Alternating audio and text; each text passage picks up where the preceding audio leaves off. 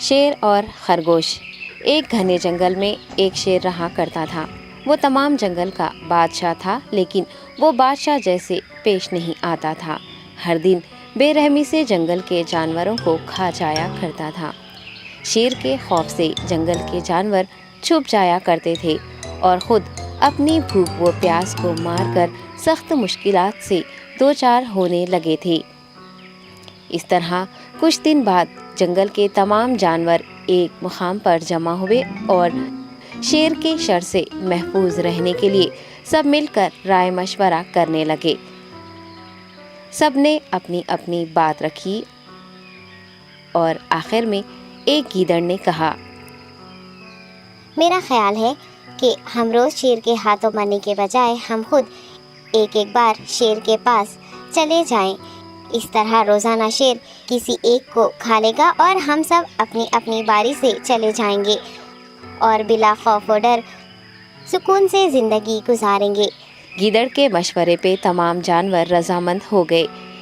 ایک بندر نے کہا، ٹھیک ہے، تمہاری بات بالکل درست ہے۔ موت کا خوف کرنے کے بجائے اپنی باری آنے تک ہم اطمینان و سکون کی زندگی گزار سکیں گے۔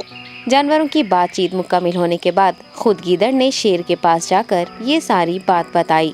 گیدڑ کی باتیں سننے کے بعد شیر نے کہا، میں بادشاہ ہوں، اس لیے تم سب کی بات مان رہا ہوں، لیکن ایک بات غور سے سن لو۔ اگر کسی دن مجھے جانور ملنے میں تاخیر ہو جائے تو میں خاموش نہیں بیٹھوں گا اور دوبارہ تم سب پر حملہ کرنا شروع کروں گا۔ شیر نے بڑے غصے سے یہ سب کہا۔ شیر کی باتیں سن کر گیدڑ نے سر ہلاتے ہوئے حامی بھر دی اور وہاں سے چلا گیا۔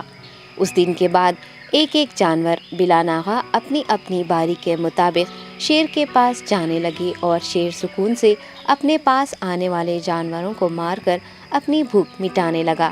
یہ معاملہ ایسے ہی چل رہا تھا اور ایک دن شیر کے پاس جانے کی باری ایک خرگوش کی آئی۔ وہ خرگوش بہت ہی ہوشیار تھا۔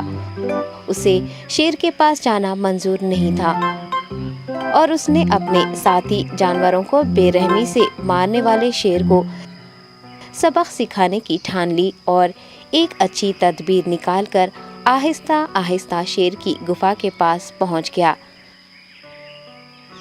تاخیر ہو جانے سے شیر کافی غصے میں تھا اور خرگوش کو دیکھ کر غصے سے کہنے لگا، میں نے تم سب کو پہلے ہی کہہ دیا تھا، دیر ہو جائے تو میں خاموش نہیں بیٹھوں گا۔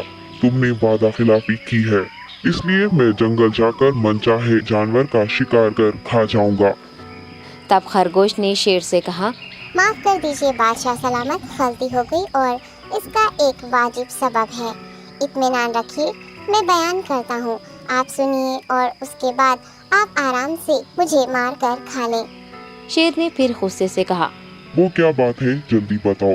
خرگوش نے کہا، بادشاہ سلامت، میں آپ کے پاس آ رہا تھا اور راستے میں مجھے ایک شیر مل گیا اور مجھے مارنے کے لیے آگے بڑھنے لگا۔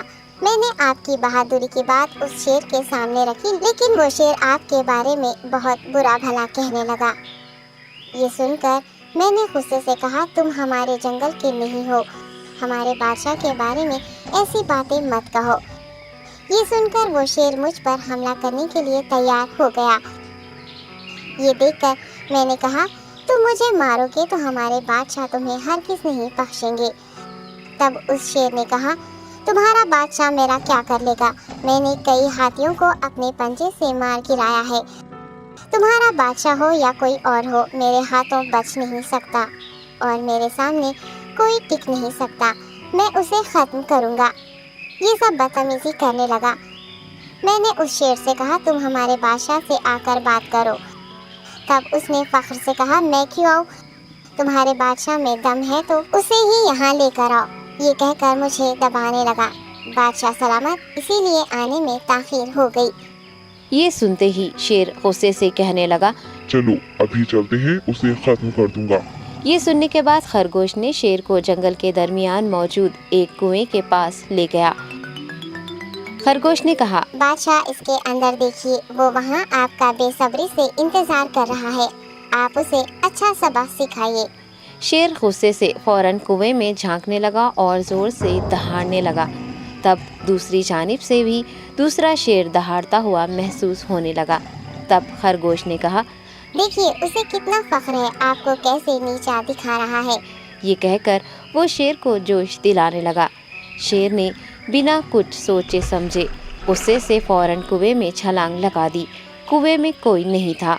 शेर पानी में हाथ पैर मारता कुएं से निकल नहीं पाया और कुएं में ही उसने दम तोड़ दिया।